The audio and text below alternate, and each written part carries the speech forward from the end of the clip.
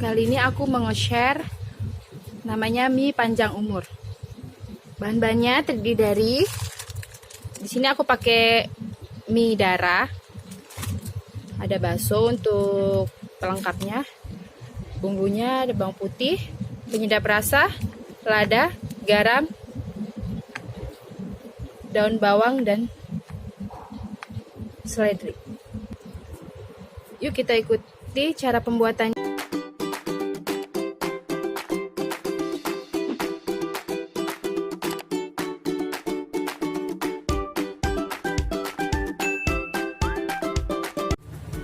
Pertama-tama panaskan air, beri minyak sedikit agar nanti mie-nya tidak lengket.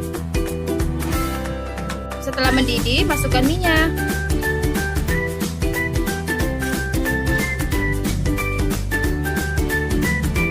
Rebus sampai dirasa sudah cukup.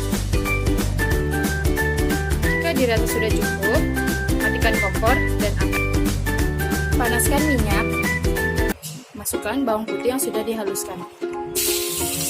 Tunggu sampai menguning. Tunggu sampai bawang putihnya layu dan harum. Masukkan baksonya. Beri sedikit air. Masukkan 1 sendok garam. Setengah sendok teh lada.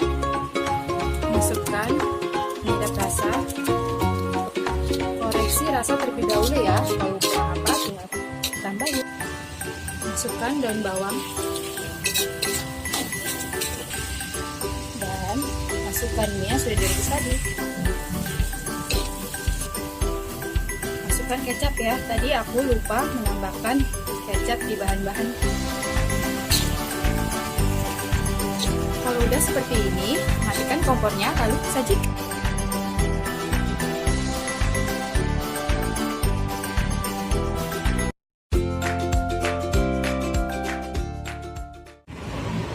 Terima kasih ya sudah menonton video ini sampai selesai.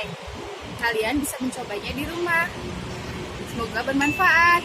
Assalamualaikum warahmatullahi wabarakatuh. Happy cooking!